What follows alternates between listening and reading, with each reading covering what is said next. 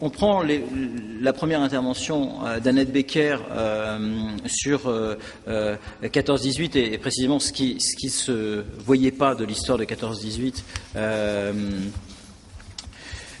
Il y a cette question de la matrice où en fait, et je pense on voit bien, et puis bon, c'est une partie de l'enjeu de ton travail. qu'en 14-18, les conditions de possibilité, que ce soit même, au niveau des camps, au niveau de la répression, du déplacement des populations, de leur contrôle, de la répression, en tout cas une forme qui va au-delà de la guerre, de régulation de la violence, mais comme violence. Et non pas de régulation de la violence pour la limiter, mais au contraire de régulation de la violence comme violence et pour produire effectivement de la répression, de la persécution et finalement de la valeur d'usage donner une valeur d'usage aux populations occupées dans le processus de guerre. On voit bien qu'effectivement il y a à partir de 14-18, avec l'ampleur, mais aussi l'ampleur technique, donc on peut dire d'un point de vue qualitatif et quantitatif, il y a quelque chose comme une matrice qui émerge et des conditions de possibilité de la violence moderne qui sont rassemblées, mises en tension les unes avec les autres et dont le jeu, effectivement, produit de la violence radicale vis-à-vis des populations civiles, comme aussi, d'un point de vue technique et stratégique, entre guillemets, stratégie militaire, du point de vue des populations, enfin des combattants au front. Bon. Mais en même temps, donc ça c'est effectivement... Enfin, après la guerre, il y a ce phénomène de brutalisation au niveau des sociétés civiles qui se joue, me semble-t-il, aussi bien au niveau d'actes politiques et de réels combats politiques juste après la guerre, ne serait-ce que en Allemagne en 1919, que aussi au niveau de sa propre intégration comme habitude dans les cultures. Mais à côté ou avec ou transversalement à cette matrice-là, émerge avec le génocide des Juifs un type de violence qui semble à la fois jouer sur ou jouer avec cette matrice-là, mais se singulariser par rapport à tous les types de violences que cette matrice aurait pu engendrer. Alors ça, c'est un premier point qui vient à la fois non pas un temps interroger la question de la matrice qui me semble s'imposer en ce qui concerne l'analyse, mais plutôt mettre en évidence que cette matrice-là, en tant que mise en tension de conditions de possibilité de violence radicale, prenant les populations civiles pour cible, et en même temps une violence qui se fasse quand même se réaliser au-delà des possibilités qu'on pouvait supposer à cette matrice. Alors ça, c'est un premier constat ou première leçon comme ça que je pouvais à la fois tirer de l'intervention et puis bon, de tes ouvrages. La deuxième question, pour reprendre peut-être un peu le fil et essayer d'aller assez rapidement sur la question de la transmission, c'est une question que je me suis posée déjà dans des précédents séminaires que j'ai pu diriger les années passées. C'est transmission, génération. Pour moi, génération suffit pas forcément à qualifier ce qui peut se passer entre les grands-parents, les parents et les enfants. Et puis, il y a eu ce terme de communauté de destin qui avait été dont Sandrine avait parlé. Et ce que je me demandais, alors c'est une question qui va à la fois sur les interventions qui ont parlé de la transmission, mais aussi qui s'adresse à Corinne. Est-ce qu'il n'y a pas quelque chose de, peut-être en termes de communauté de destin, dans la mesure où une génération se construit aussi à partir du destin qu'elle peut elle-même se réaliser aux deux sens du terme en français, accomplir et puis avoir conscience. Est-ce qu'il n'y a pas aussi le souci de prendre position par rapport à une histoire dont des jeunes se sentiraient, des enfants, se sentiraient une histoire très lourde, qui se constituerait de l'extérieur en héritage, mais un héritage qui ne viendrait pas de leur famille, mais un héritage qui serait désigné par la société, par la culture, et d'essayer de, face à la lourdeur de cet héritage, qui serait donc un héritage historique mais culturel, c'est prendre aussi position par rapport à cette histoire-là. Et donc la réappropriation, le travail de l'héritage, y compris, je pense que ça peut s'adresser tout à fait à Janine, c'est arriver à sortir d'une espèce de passivité, de subissement, pour reprendre un terme blanchotien, de cet héritage qui finalement est sur leurs épaules et dans laquelle ils n'ont pas été acteurs, d'où ce sentiment de subissement, ce sentiment de passivité, et qui évidemment met en jeu à la fois leurs conditions privées, mais aussi leurs conditions d'humanité, du fait même de la violence génocidaire ou radicale dont ont été victimes leurs parents ou leurs grands-parents. Et évidemment, le troisième point, et je m'arrêterai là, mais ça, je pense qu'il faut que ça circule après au niveau de... C'est est-ce que dans cette lecture arendtienne que tu as faite, et aussi avec toutes les interrogations que tu as pu y faire intervenir, y introduire, est-ce que c'est pas la question du sujet, d'un sujet qui se constituerait avec à la fois la possibilité d'appartenir à une communauté, d'avoir une liberté de parole, mais tout en gardant sa propre singularité. Est-ce que c'est pas cette question-là qui est en jeu? Et évidemment, l'apatride aurait ce qui peut définir un sujet, à savoir son point de vue, sa position, mais sans avoir la reconnaissance comme sujet. Et donc on aurait un petit peu ce qu'elle dit dans Nous autres réfugiés, une position ou un point de vue du monde, et une vision souvent très claire des enjeux du monde que ne peuvent pas avoir d'autres qui n'ont pas cette position de marginalité, mais sans sujet, sans avoir la possibilité d'être un sujet, et la dignité qui serait donnée au sujet. Voilà. 3 points qui peut-être balayent un peu comme ça ou traversent vos différentes interventions. À part Philippe, on n'est que des femmes. On a parlé massivement d'expériences de femmes. Des écrivains étaient tous, à part une exception, des écrivaines. Alors évidemment, Janine a parlé d'expériences d'hommes, mais où les femmes avaient une immense importance, dont toi d'abord, mais aussi la mère, la grand-mère, etc. Et puis on a ici Hannah Arendt. Alors heureusement que les Chinois sont masculins pour nous donner un peu une... Mais ça m'a beaucoup... ça m'a beaucoup frappé au fur et à mesure de la journée. Et aucun d'entre nous, avec Yves et Philippe, n'ont vraiment parlé de gender. Enfin, les uns et les autres, on y a fait allusion, mais on ne l'a pas mis au cœur de notre démarche. Donc c'était une chose comme ça qui m'a frappée, puisqu'on en est aux conclusions, et que moi je trouve les conclusions de Philippe impeccables, donc j'ai rien à rajouter là-dessus. Mais je voulais qu'on s'interroge là-dessus, nous-mêmes en observateurs ou en observatrices participantes, d'une certaine façon, à tout ça. Oui. Moi, j'ai été très intéressée par ce que tu as dit et par ce que disait Corinne. Voilà. Enfin, bon, d'abord, ce que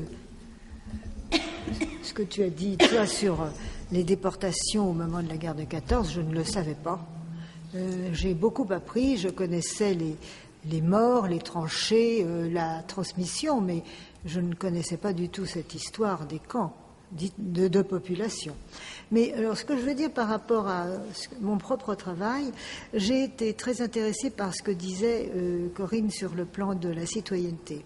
Parce que, voilà, pour s'approprier son héritage, en prenant les termes de Philippe Ménard, pour s'approprier son héritage quand on vient de survivants d'une extermination, il faut être citoyen d'un pays. C'est-à-dire qu'il faut avoir pu acquérir la langue d'abord, mais surtout la langue politique, le langage institutionnel d'un pays.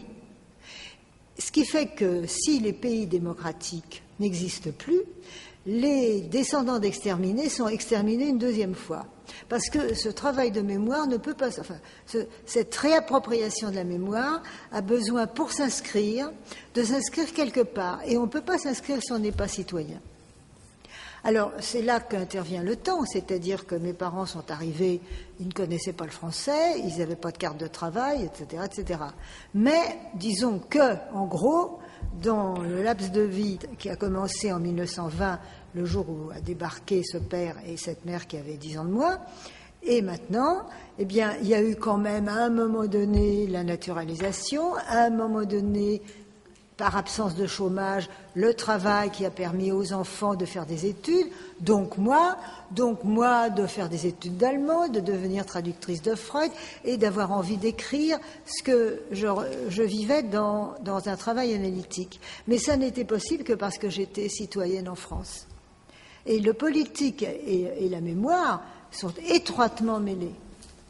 S'il n'y a pas de pays démocratique dans le pays d'accueil, si le pays d'accueil n'est pas démocratique, et en ce moment c'est très grave parce que toutes les institutions que j'ai traversées en tant qu'écolière, étudiante, etc., sont en voie de progressive disparition en France, s'il n'y a pas ces institutions démocratiques, le travail de la réappropriation en tant que sujet de son histoire ne peut pas se faire, à mon avis. Alors maintenant, pour la question des femmes, il se trouve que j'ai dit, je crois que c'était à Corinne, je ne sais pas à qui à table, j'ai dit oui, enfin la transmission, c'est quand même, c'est drôle, il n'y a que les femmes qui, en gros... Ben, je pense que, si vous voulez, quand on pense, par exemple, je prends Yves Ternon n'en a pas parlé, mais il y a eu tout un mouvement récemment de ces grands-mères en Turquie qui se révélaient être des grands-mères arméniennes, qui avaient été islamisées.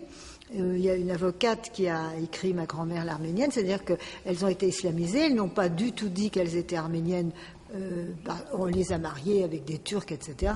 Elles ont eu des enfants, et avant sa mort, la grand-mère de cette, j'ai oublié son nom, Fethi Shehin, je crois, a dit à sa petite fille « Je suis arménienne ».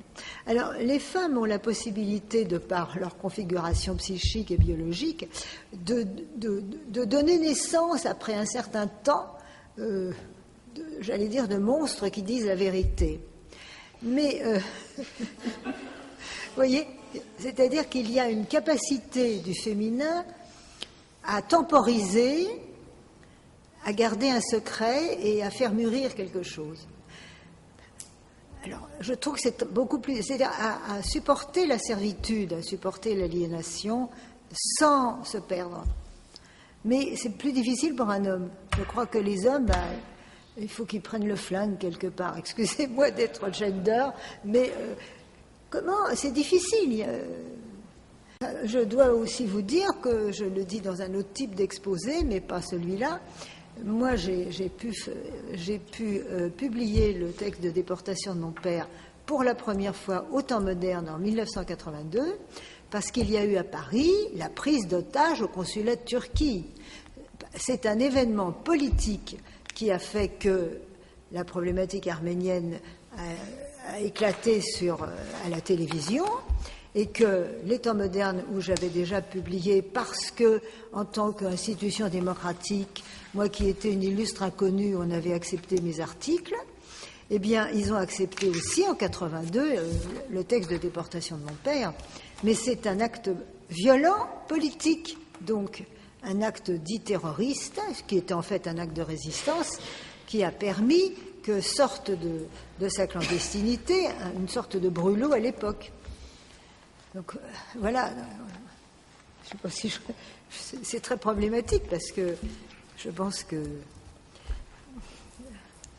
c'est un peu sexiste ce que je raconte, c'est pas très, je suis pas très pour. Je me demande comment c'est possible pour un homme de supporter d'être aliéné. C'est pas. Alors pour une femme c'est plus facile parce que elle peut attendre. Si on a pris comme matrice la guerre de 14, hein, effectivement, et je crois que la démonstration a été assez convaincante sur beaucoup de points qu'a mis en évidence Annette, elle est peut-être aussi sur cette question du témoignage. Alors, j'allais dire à l'envers, si on part des théories qui ont suivi la guerre de 14, en particulier celle de Jean Norton Crue, où on laisse de côté la place de la littérature, on s'intéresse simplement à qui peut être le témoin, à qui peut produire un témoignage, et on s'aperçoit que pour Jean Norton Crue et cette génération, c'est le combattant qui seul est habilité à produire un témoignage. Or, il me semble que le fait précisément de prendre des auteurs femmes et des témoignages féminins correspond à une attitude à l'envers, de considérer comme témoin d'un conflit, et c'est très évident pour la guerre de 14, ce qui peut être témoin de l'arrière, ce qui peut être également victime ou acteur, mais dans d'autres postures que celle du combattant. Ça débute, il me semble, réellement en 14, à tout le moins dans notre conscience, nous, du témoignage de guerre contemporain, et ça n'aura de cesse de se poursuivre dans les autres conflits où, évidemment, avec les caractéristiques qu'on dit de ces conflits du XXe siècle, les femmes comme les enfants sont également impliquées. Donc ça n'est pas du tout un hasard. Et alors dans le cas des harkis, qui plus est, cette dénomination de harki ne concerne que les pères, hein, puisqu'effectivement ça correspond à un statut très précis. Et donc du coup, le fait d'être impliqué et d'être entraîné, et jusqu'à quel point, hein, pour les familles, par un engagement qui ne concerne que les pères, rend de ces témoignages en fait des témoignages qui sont d'autant plus, à mon avis, porteurs de sens que ce sont les témoins de ceux qui doivent porter ce qui ne relève pas de leur identité par définition, hein, parce que fille de harki, de devenir harki par filiation, là dans ce cas-là, c'est évidemment quelque chose de complètement fallacieux. Alors moi, il me semble que c'est quand même intéressant de voir comment, dans la prise en considération à partir de 14 du témoignage, précisément, les femmes, et puis dans un certain nombre d'études, les enfants aussi, d'autres, pas seulement patients ou victimes, mais aussi acteurs, mais aussi totalement impliqués, peuvent être prises en considération. Alors la parole féminine est l'une de ces paroles autres, mais qui me semble avoir une importance déterminante pour ne pas limiter un témoignage de guerre, par exemple, à un témoignage, la guerre de 14, un témoignage de la tranchée, parce que c'est bien évident qu'il y a eu...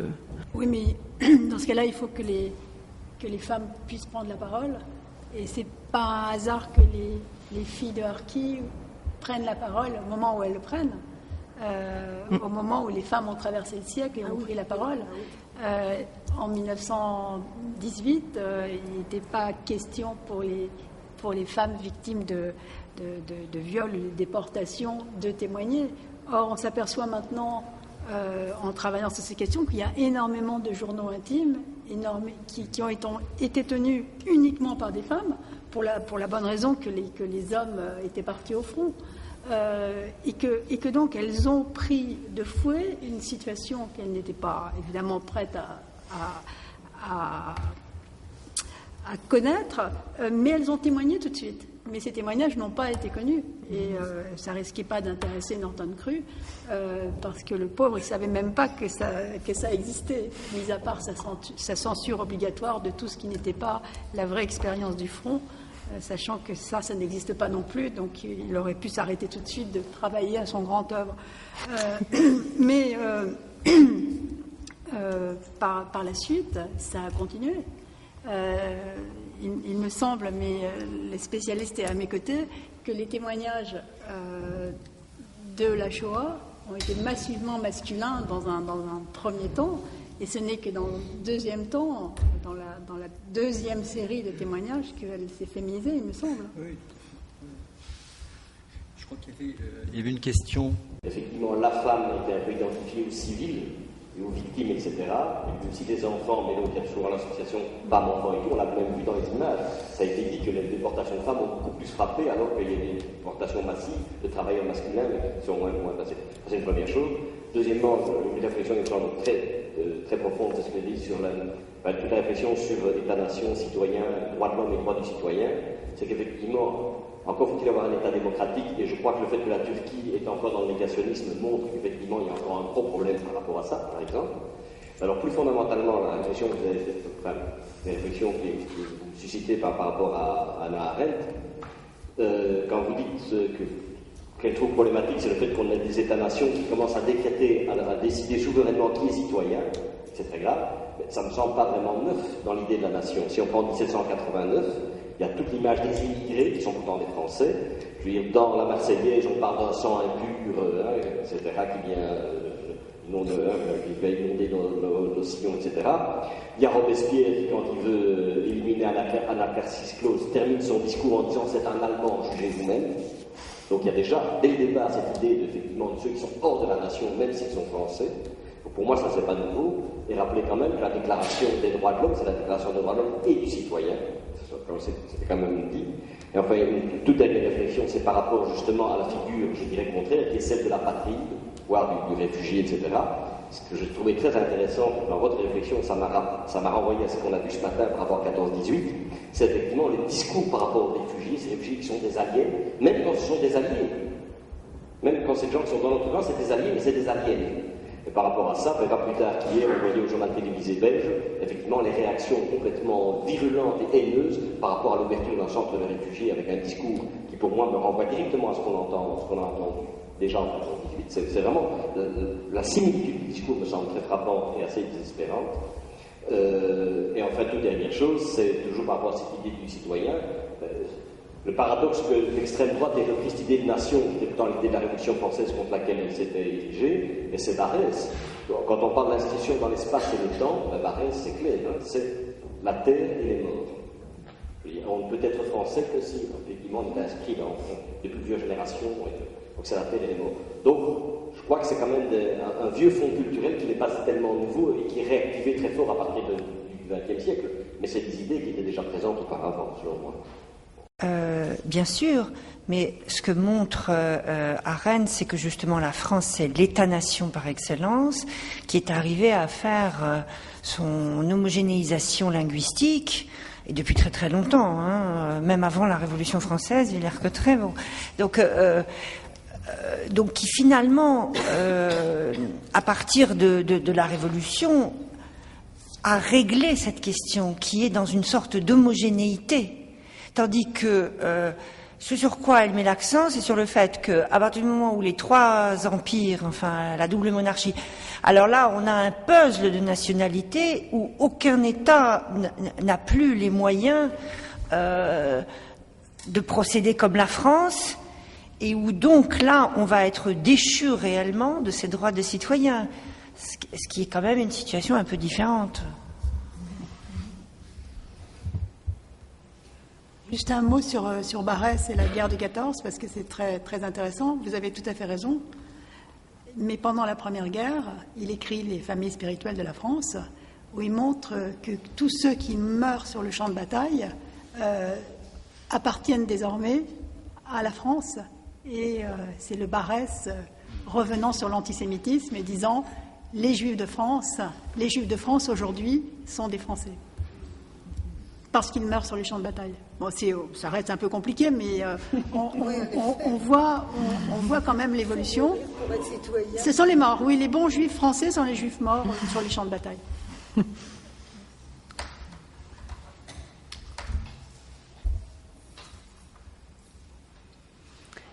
Ouais, il y a une question qui se posait par rapport à ce que tu as dit à la fin, Philippe, sur la régulation de la violence comme violence, non pour la réguler, mais pour précisément lui donner ces règles qui vont se poursuivre. Et Annette disait ce matin que l'absence de protection et de droits de protection en matière de civil, qui effectivement à ce moment-là livré de manière extrême, hein, toutes ces populations-là à ce qui pouvait se passer de pire. Mais après, justement, après 14, il y a eu progressivement, et après 45 aussi, l'idée d'établir des protections, évidemment, dans le droit international. Et on met bien cette politique de droit, de protection internationale en relation avec les conflits, hein, avec 24 pour les déclarations de Genève, 49 pour les conventions de Genève sur la protection des civils, et puis toutes les étapes aussi pour la protection des enfants. Et on a envie de dire, et alors, qu'est-ce que ça a changé très exactement? Enfin, je ne sais pas si vous avez une réponse un peu plus optimiste ou sur. Alors là, ce qui serait effectivement, à partir des analyses qu'on fait là sur les situations sur tant de terrain, et alors quelle petite avancée en matière de régulation au second sens, c'est-à-dire de parvenir à voilà. Est-ce qu'on peut du coup, au regard de ce qu'on voit ultérieurement après, hein, par étapes, ce qu'on peut constater, c'est-à-dire une absence absolue d'effet sur les phénomènes qu'on décrit de ces tentatives de régulation? Je ne sais pas si on peut parler d'absolu, mais toujours est-il qu'on pourrait dire que la réponse optimiste en termes de régulation de violence, mais qui ne soit pas pour qu'elle s'accomplisse en tant que violence radicale, mais au contraire pour l'endiguer, c'est tout ce qui se constituerait à partir des droits de l'homme et la façon dont les droits de l'homme ont été repris par l'humanitaire. On pourrait donner cette réponse. Bon, mais cette réponse est très relative, parce qu'en fait, on s'aperçoit aussi que c'est quand même et ça revient à la question de l'État, c'est après la chute du mur, qu'il y a de toute façon que se révèle aussi une multiplication et une augmentation vertigineuse des violences à travers le monde, des violences radicales, et qu'à partir du moment où les minorités sont plus tenues par un État qui était comme la Yougoslavie, on a droit à un déchaînement de cruauté, et qu'au même moment, on a aussi le génocide du Rwanda, enfin bon, un an après. Donc en fait, ce serait que parallèlement ou en écho à la mise en place et à l'institution, au-delà de l'institutionnalisation, à l'institution de moyens de réguler la violence à partir des droits de l'homme, de l'humanitaire, et y compris du droit d'ingérence qu'essaie que Kouchner impose au moment du conflit sur le Kosovo, on a, qui est après, à la fin des années 90, mais on a aussi un déchaînement de violence génocidaire et qui n'avait pas de précédent depuis, on peut dire, depuis le Cambodge, hein, peut-être, dans sa... Donc finalement, civilisation et barbarie augmentent dans leurs moyens de régulation, l'un pour endiguer les violences, l'autre pour qu'elles s'accomplissent à proportion. On peut peut-être dire ça, mais bon, je lance ça comme ça, hein, c'est pas non plus... Oui, les mouvements d'humanitaires avec la Croix-Rouge, à leur cœur, sont des mouvements. Il y avait le responsable de la Croix-Rouge tout à l'heure, il est plus là. Oui, il est parti. Il connaît bien tout ça. Sont fondés sur la réciprocité. Et donc, les conventions sont signées par les deux parties. Et quand il n'y a plus réciprocité, c'est impossible. C'est au nom de la non-réciprocité que la Croix-Rouge, pendant la Deuxième Guerre mondiale, s'est particulièrement comportée de façon rayonnante face à l'extermination des Juifs. Hein. Il n'y avait que d'un seul côté qu'on exterminait les Juifs, donc qu'est-ce qu'on pouvait faire et donc, ça a été cassé par le sans-frontiérisme, hein, pour le Biafra. C'est à partir au moment du Biafra, la Croix-Rouge ne pouvait pas intervenir, puisque c'était interne à l'État. Et donc, c'est comme ça que les Médecins sans frontières se sont créés, que donc toutes les ONG se sont créées à la suite. Mais je ne crois pas qu'ils soient à l'abri de ce que j'ai appris chez Marc Bloch et qui me paraît toujours d'actualité. Marc Bloch dit dans L'étrange défaite, on pensait en retard. Et il le dit pour les militaires français.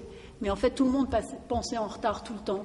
Et je crois qu'on continue à penser en retard. C'est-à-dire que chaque fois qu'on essaye de trouver un nouveau barrage, eh bien, il y a une nouvelle violence et le barrage saute. Et ça continue à se passer sous nos yeux et on en est... Aujourd'hui, la grande différence, c'est qu'on le voit en direct à la télévision ou sur nos téléphones portables.